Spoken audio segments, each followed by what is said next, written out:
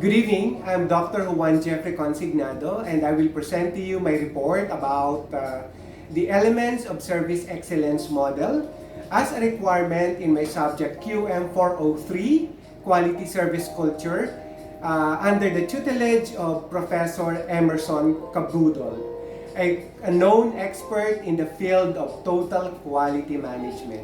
Let me first present to you the outline of my report. I will start with the introduction. What is the nature of the service organization? Example of a salon service. The Johnston Service Excellence Model. The elements of Service Excellence Model. And of course, conclusion. What is a service type of organization? A service type of organization provides or delivers intangible product. Commonly, they offer their professional expertise or professional skill with their customer.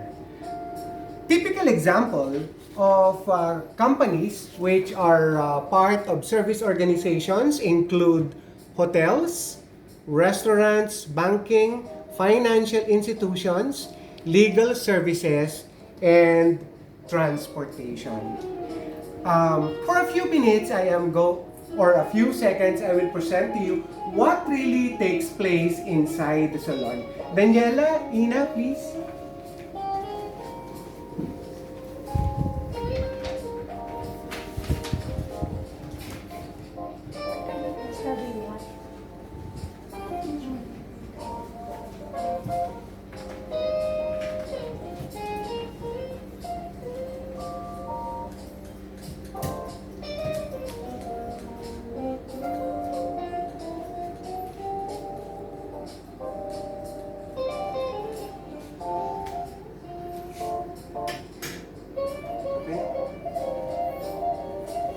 As you can see, there was a transaction between the hairstylist and the customer. The hairstylist will use her professional expertise in order to provide the kind of service that the customer needs and desires. In the process, the customer will also communicate to her stylist what are her expectations from the services to be rendered by the hairstylists. And of course, the communications between them shows the communicated standards and expectations on the part of the customer from the hairstylist. Now, when can we say that there was a service excellence? Service excellence means providing services that both exceeds customers' expectations and delight them. Meaning, the hairstylist on the part of Daniela was able to perform better than the expected level of performance and level of satisfaction on the part of the customer. Why is service excellence critical? Service excellence is critical to an organization's sustainability because it increases customer loyalty and profitability. Because there is an expected customer relationship, meaning the customer will continuously patronize the services being offered by the salon.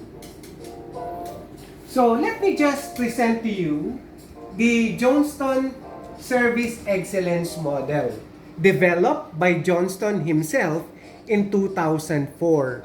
So what are the four elements of the model?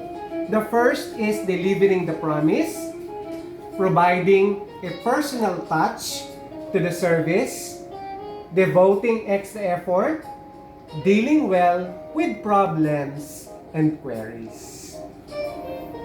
Now, let me just show you the framework, which will show you that the four elements should be present in order to achieve the service excellence, which is the part of the expectation of the customer. Now, let me just show you delivering the promise. As earlier shown between the hairstylist and the customer, the hairstylist promised to deliver her professional expertise. And in the course of the transaction, the customer explicitly and clearly explained to the hairstylist what are her expectations from the services to be rendered by the hairstylist. And that will show what are supposed to be the promise of the hairstylist to the customer.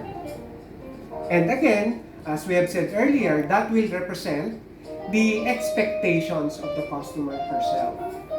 As we have said earlier also, that the second element is providing a personal touch to the service. As characterized as one of the characteristics of a service type of business, there is a high level of customization, meaning the service provider will use her skill in order to provide the kind of service which is expected from him by the customer. And of course, that involves a personal touch, her own professional skill. The third element, as I have said earlier, all the elements should be present. No? Devoting extra effort.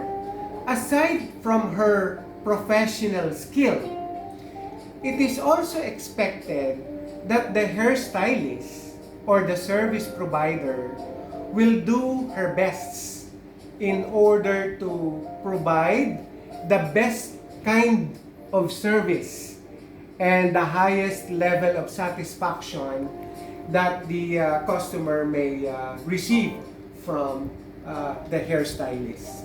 And of course, the fourth is dealing well with problems and queries. Just in case there are supposed to be clarification on the part of the service provider if she was able to fulfill the requested services and the expectations of the customer.